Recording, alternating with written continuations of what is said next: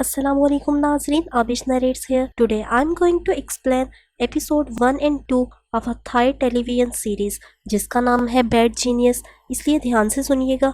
तो बिना किसी देरी के वीडियो शुरू करते हैं। पहले सीन में हम देखते हैं जूनियर हाई स्कूल के स्क्रैबल कंपटीशन का फाइनल राउंड चल रहा था। लड़की का नाम था लिन, जो कि राइवल स्कूल के लड़के जिसका नाम सोराविस था उसके अगेंस्ट खेल रही थी। लिन का फादर वीड और स्कूल प्रेस्टिजियस की प्रिंसिपल ऑडियंस में खड़े गेम देख रहे थे। प्रिंसिपल उसके फादर को प्रॉमिस करती है कि अगर आपकी बेटी ये गेम जीत गई तो उसका फुल स्कॉलरशिप पर मैं अपने स्कूल में एडमिशन करूंगी। लिन का कंपटीटर सोराविस लास्ट राउंड पर काफी कंफ्यूज हो रहा था। तभी वो अपना इरेजर नीचे फेंक देता है। वहाँ खड़ा एक आदमी उसे इरेजर उठाकर देता है। लिन देखती है कि वो आदमी इरेजर को दूसरे इरेजर से चेंज कर देता है जिस पर आंसर लिखा था। अब वो सोराविस को बोलती है कि तुम चीटिंग कर रहे हो, यहाँ से चले जाओ, बट वो जजेस को नहीं बताती। वो अपना फाइनल वर्ड चीटर लिखती है और ये मैच वो विन कर लेती है। सब लोग क्लैपिंग करने लगते हैं। लिन को सर्टिफिकेट ऑफ ऑनर दिया जाता है। रात के खाने के वक्त लिन के डैड उसके न्यू स्कूल के बारे में उससे पूछते हैं कि क्या वो तुम्हें पसंद आया। वो स्कूल की तारीफ करते हुए कहती है कि स्कूल के अंदर कंप्यूटर लैब्स हैं, रूम के अंदर एसी लगे हुए हैं और स्कूल के अंदर एक बड़ी लाइब्रेरी भी है। वो बताती है कि मेरी फेवरेट जगह वहाँ का म्यूजिक रूम है, उसके अंदर एक बड़ा सा पियानो पड़ा हुआ है, मैं लंच करते हुए उसे बजाती हूँ। वीट उससे पूछता है कि क्या तुमने वहाँ कोई अपने फ्रेंड्स बनाए, तो वो बोलती है कि नहीं। एक दिन स्कूल में लिन पियानो बजा रही थी, तभी वहाँ उसकी क्लासमेट ग्रेस आती है। वो लिन को बोलती है कि प्लीज मेरी गाना गाने में मदद करो। ग्रेस गाना गाती है और लिन पियानो बजाने लगती है, लेकिन लिन पियानो बजाते हुए रुक जाती है। जब ग्रेस उसके साथ गाना नहीं गाती तब वो बहुत ज्यादा उदास हो जाती है और कहती है शायद मुझे प्ले के लिए रोल भी ना मिले और ये मेरा ड्रीम है। लिन उसे बोलती है कि तुम पियानो की कीज को वो से सुनो और उनके साथ गाना गाओ। कुछ देर प्रैक्टिस के बाद वो ठीक से गाना गाने लगती है और वो दोनों उसे काफी इंजॉय करती हैं। अब लिन जाने वाली थी तो ग्रेस उसे बोलती है कि म्यूजिक रूम के बाहर मेरा वेट करो, मैं ऑडिशन के बाद आकर तुमसे मिलूंगी। ऑडिशन बहुत अच्छा रहता है, लेकिन ग्रेस रूम से रोते हुए आती है। ग्रेस लिन को बताती है कि अकॉर्डिंग टू न्यू रूल वही स्टूडेंट प्ले में जा सकते हैं जिनका जीपीए 3.25 से अबव हो। ग्रेस उसे बताती है कि मेरा जीपीए इतना ज्यादा हाई नहीं है, तो लिन उसे बोलती है कि मैं तुम्हें पढ़ाऊंगी। अगले कुछ दिनों के लिए वो लाइब्रेरी में इकट्ठे पढ़ने लगती हैं। उनका मैथ टीचर जिसका नाम था सोफोन, वो बच्चों को स्कूल के बाहर ट्यूशन भी पढ़ाया करता था। ग्रेस भी सोफोन की प्राइवेट स्टूडेंट थी। एक दिन वो सोफोन के दिए हुए सिंपल क्वेश्चन पेपर्स लिन के पास लाती है। लिन देखती है कि वो क्वेश्चन बहुत ज्यादा मुश्किल थे कंपैरेटिवली क्लास के क्वेश्चंस के, बट फिर भी वो उन्हें प्रैक्टिस करती है। कुछ वीक्स के बाद सब मैथ के मिड टर्म के लिए एग्जाम हॉल में होते हैं। पहले कुछ ही मिनटों में लिन अपने तमाम क्वेश्चंस को बिना किसी मुश्किल के सॉल्व कर लेती है, बट साथ ही वो ये नोटिस करती है कि बहुत से क्वेश्चन उसमें से आए हैं जो ग्रेस के पास क्वेश्चन पेपर था। मतलब जो बच्चे उसके पास ट्यूशन में पढ़ते थे वो उन्हें एग्जाम के जैसे टेस्ट क्वेश्चन पहले से दे देता था। लिन तमाम आंसर्स को एक इरेजर पर लिखती है, उसको अपने शू में डालकर ग्रेस के डेस्क की तरफ किक करती है। ग्रेस को सारे आंसर्स मिल जाते हैं और वो उन्हें कॉपी कर लेती है। जब रिजल्ट आता है तो ग्रेस बहुत खुश होती है क्योंकि उसने इससे पहले कभी इतने ज्यादा मार्क्स नहीं लिए थे। उन दोनों के सेम मार्क्स होते हैं, इसलिए सोफोन उन पर शक करने लगता है। वो उन दोनों से कहता है कि बच कर रहना, अगर मैं तुम दोनों को चीटिंग करते हुए देख लिया तो कुछ अच्छा नहीं होगा। जब वो चला जाता है तो ग्रेस लिन को अपने बॉयफ्रेंड पैट के घर में डिनर के लिए बुलाती है। शाम के वक्त वो दोनों पैट को एक रेस्टोरेंट में मिलती हैं जो पैट के घर के पास था। वो एक अमीर लड़का था बट बहुत ज्यादा लेजी था और इसीलिए उसके बुरे ग्रेड्स आते थे। खाना खाने के बाद वो लिन से बोलता है कि तुम मेरी भी स्टडी में हेल्प करो जैसे तुमने ग्रेस की है। जब वो लिन को बोलता है कि उसके बदले में तुम्हें बहुत से पैसे दूंगा तो वो दोनों बहुत ज्यादा हैरान हो जाती हैं। पैट उसे बताता है कि मेरे डैड ने मुझसे प्रॉमिस किया था अगर इस बार में फेल ना हुआ तो वो मुझे स्पोर्ट कार खरीद कर देंगे, इसलिए मुझे शिद्दत से तुम्हारी हेल्प की जरूरत है। लिन चीटिंग पकड़े जाने के डर की वजह से रिस्क लेना नहीं चाहती थी, इसीलिए वो उसकी ऑफर एक्सेप्ट नहीं करती। जब वो घर आती है तो देखती है उसके डैड नूडल्स खा रहे हैं, तो वो अपने डैड से बोलती है कि आप अपनी डाइट का ख्याल रखो और फिर अपने रूम में चली जाती है। कुछ देर बाद वो सुनती है कि उसके डैड किसी से लोन के बारे में बात कर रहे थे। जब लिन उनसे उस बारे में पूछती है तो वो बताते हैं कि तुम्हारी फी के लिए मैंने अपने भाई से कुछ पैसे उधार लिए थे। तुम्हारी प्रिंसिपल ने प्रॉमिस किया था अगर तुम मैच विन कर जाओगी तो तुम्हें फुल स्कॉलरशिप मिलेगी, लेकिन बजट इशू की वजह से ये स्कॉलरशिप एक और स्टूडेंट तुम्हारे साथ शेयर कर रहा है। मतलब वो अभी भी हर सेमेस्टर की आधी फी पे कर रहे थे। लिन जानती थी कि उसके फादर इतनी ज्यादा फी पे नहीं कर सकते, इसलिए वो उन्हें बोलती है कि वो अपने पुराने स्कूल ट्रांसफर होना चाहती है। बट वीट उसे बोलता है कि तुम्हें इस स्कूल में ज्यादा अच्छी अपॉर्चुनिटीज मिलेंगी। फुल स्कॉलरशिप लेने के लिए लिन को अब मजीद बेहतर बनना था और उस गाय से भी कंपटीशन में जीतना था। अगले दिन स्कूल में लिन देखती है कि एक बच्चा सीलिंग से बालून उतारने की कोशिश कर रहा था। वो कोशिश करती है बट नहीं उतार सकती। उसी वक्त एक लड़का जिसका नाम था बेंग वो वहां आता है और उसकी हेल्प करता है। बच्चा उन्हें बेस्ट कपल बोलता है। वो दोनों परेशान हो जाते हैं। जब बच्चा वहां से चला जाता है तो लिन खुद को इंट्रोड्यूस करवाती है। तभी उसे पता चलता है कि बेंग ही वो दूसरा स्टूडेंट है जिसके साथ वो अपनी स्कॉलरशिप शेयर कर रही है। लिन उसे बोलती है कि हम फ्रेंड्स बन सकते हैं, लेकिन बेंग बोलता है कि हम सिर्फ कंपटीटर्स हैं। फिर एक सीन में हम देखते हैं लिन पैट के अपार्टमेंट में जाती है।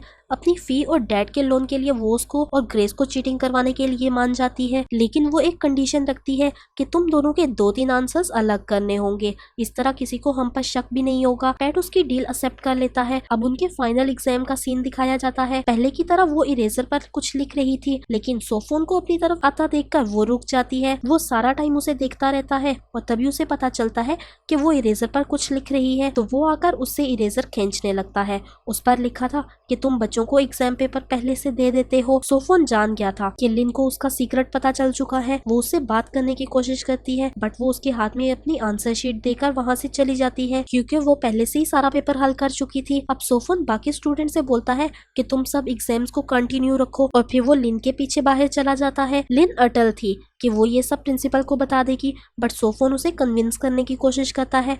जब वो नहीं मानती तो सोफोन उसे बोलता है कि मैं भी प्रिंसिपल को बताऊंगा कि तुमने ग्रेस को एग्जाम में चीटिंग करवाई थी। बट लिन उसे बोलती है कि उसके अच्छे मार्क्स तुम्हारी ट्यूशन क्लास की वजह से आए हैं। जब वो यहाँ से जाती है तो सोफोन देखता है कि उसका हाथ उसकी पॉकेट में है। वो उसे रोकता है और बोलता है क्या तुम हमारी कन्वर्सेशन को रिकॉर्ड कर रही थी। जब वो उसका फोन बाहर निकालता है तो उसे रिवील होता है कि वो सारा वक्त प्रिंसिपल के साथ कॉल पर थी। परेशान सोफोन वापस अपनी क्लास में चला जाता है। उसी वक्त सब स्टूडेंट्स भी वहाँ से बाहर आ रहे थे। ग्रेस और पैट लिन को थैंक्स बोलते हैं कि सब कुछ उनके प्लान के अकॉर्डिंग हुआ है और तभी ये भी रिवील होता है कि ये सब सिनेरियो उन्होंने पहले से प्लान किया हुआ था। लिन ने अपना एग्जाम सिर्फ कुछ ही मिनटों में कर लिया था और फिर उसने तमाम आंसर्स को अपने क्वेश्चन पेपर पर भी मार्क कर दिया था और उसने ग्रेस से पहले ही बोल दिया था कि जब सोफोन मेरे पीछे आएगा तो तुम वो क्वेश्चन पेपर अपने वाले के साथ बदल लेना।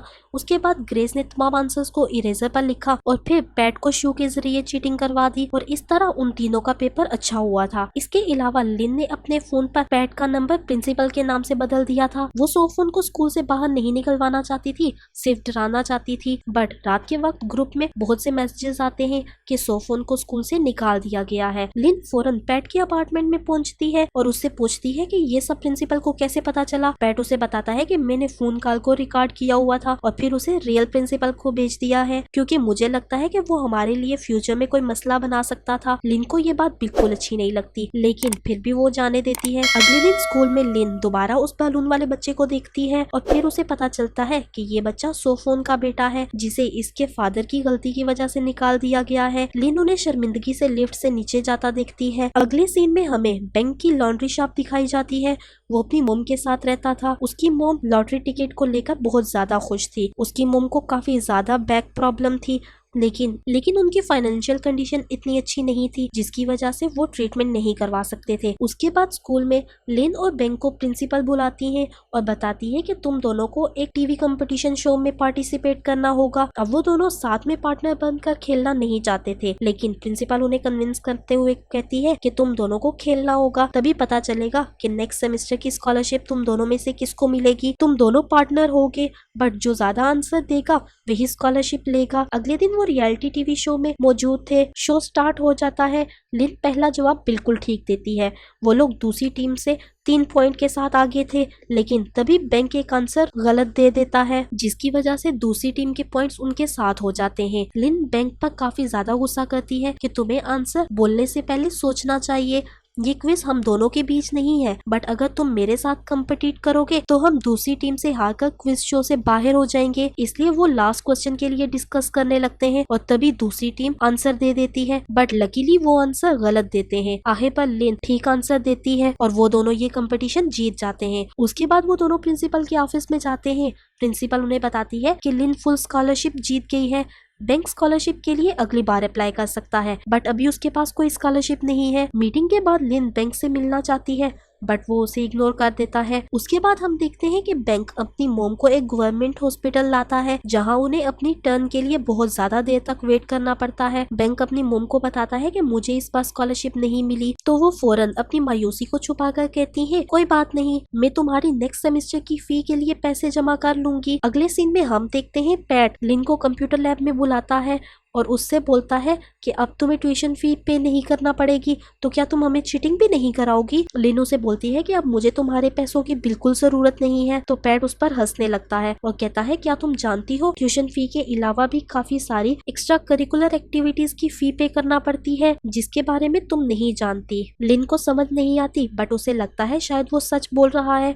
उसके बाद वो घर आती है और अपने डैड का ड्रॉर देखने लगती है। फिर वो एक फी स्लिप देखती है, तब उसे पता चलता है कि उसके डैड अभी भी 2000 बाट मेंटेनेंस फी पे कर रहे हैं। और तभी लिन को रियलाइज होता है कि फुल स्कॉलरशिप तो सिर्फ स्कूल वाले अपनी पब्लिसिटी के लिए बोलते हैं, एक्चुअली में वो स्टूडेंट से अभी भी फी ले रहे हैं। फिर वो पैट को कॉल करती है और उससे पूछती है कि क्या तुम्हारे जैसे और भी स्टूडेंट्स हैं जो मेरी हेल्प के बदले मुझे पैसे देंगे। अगले दिन पैट एक मीटिंग अरेंज करता है जिसमें पैट, ग्रेस और उन जैसे बहुत से अमीर बच्चे थे जो लिन की हेल्प चाहते थे। वो कहती है कि तुम सब ने मुझे एक सेमेस्टर की चीटिंग के बदले 3000 पार्ट देने होंगे, वो पैसे तुम लोग पैट को दोगे जो मुझे देगा, और इस तरह हमारे पास पेमेंट करने का कोई प्रूफ भी नहीं होगा। अब बहुत ज्यादा स्टूडेंट्स थे, इरेजर पर लिखकर चीटिंग करना काफी रिस्की था। और तभी लिन एक और प्लान के बारे में सोचती है। अब उसे याद आता है कि एग्जाम हॉल में सामने एक वॉल क्लॉक लगी हुई है जो हर किसी को नजर आती है। अब वो उन्हें बताती है कि क्लॉक की जो मिनट हैंड है वो नंबर ऑफ क्वेश्चंस है। अब वो उन्हें बताती है कि क्लॉक की जो मिनट हैंड है वो नंबर ऑफ क्वेश्चंस है और हर क्वेश्चन के 4 ऑप्शन होते हैं। क्लॉक के अंदर जो सेकंड हैंड है वो आंसर्स का होगा। अगर सेकंड वाला हाथ 1 पर आया और आंसर भी ए हुआ तो मैं हाथ खड़ा करूंगी, और अगर आंसर बी हुआ तो सेकंड वाला हाथ जब 2 पर आएगा तो मैं हाथ खड़ा करूंगी। फिर लिन बताती है कि एग्जाम 2 घंटे के लिए होता है और टोटल क्वेश्चन 60 हैं। पहले घंटे में मैं खुद पेपर सॉल्व करूंगी और दूसरे घंटे में मैं तुम लोगों की हेल्प करूंगी। टेस्ट वैसे ही चल रहा था जैसे उन्होंने प्लान किया था, बट टेस्ट के दरमियान बैंक लिन को बोलता है कि इतना ज्यादा मूव करना बंद करो, मैं कंसंट्रेट नहीं कर पा रहा। और तभी बैंक से एक पेपर पीस नीचे गिर जाता है जिसे टीचर देख लेती है। टीचर इससे वो पेपर ले लेती है। वो ये समझती है कि वो चीटिंग कर रहा है, बट जब वो पेपर खोलती है तो देखती है उस पर उसकी लॉन्ड्री के कस्टमर के एड्रेस लिखे हुए हैं। फिर टीचर डांटते हुए उसे बोलती है कि अपनी पॉकेट से सब कुछ निकालो, लेकिन थका हुआ बैंक अपने पेपर पर वॉमिट कर देता है। पूरी क्लास उस पर हंसने लगती है जबकि वो वॉशरूम की तरफ भाग जाता है। अब लिन शाम के वक्त बैंक के घर जाती है और उसे बताती है कि मुझे अब स्कॉलरशिप की जरूरत नहीं है, इसलिए मैं तुम्हें ये वापस कर रही हूँ। बैंक हैरान होते हुए पूछता है कि तुम ऐसा क्यों कर रही हो। अब लिन बच्चों को चीटिंग करवा कर पैसे कमाने वाला सीक्रेट उसे बताना नहीं चाहती थी, इसीलिए वो उससे झूठ बोलती है कि मेरे फादर ने लॉटरी विन करी है। बैंक उसे बोलता है कि मैं तुम्हारी लॉन्ड्री का काम फ्री में करना चाहता हूँ as a thank you gift. फिर वो उसे बोलता है कि चलो मैं तुम्हें बस से तुम्हारे घर तक छोड़ दूं, और फिर वो लिन से बोलता है कि मैं तुम्हारा फ्रेंड भी बनना चाहता हूँ। और एपिसोड यहीं खत्म हो जाती है। कैसी लगी आप लोगों को आज की वीडियो कमेंट सेक्शन में लाजमी बताइएगा। अगर वीडियो पसंद आई हो तो प्लीज वीडियो को लाइक करो, और अगर मेरे चैनल पे नए हो या मुझे अभी तक सब्सक्राइब नहीं किया तो प्लीज चैनल को सब्सक्राइब करो। मिलेंगे नेक्स्ट वीडियो में। Thanks for watching. If you want to watch this movie or season, the links are in description below. Please like, subscribe and comment. And if you want to watch more, hit the bell icon.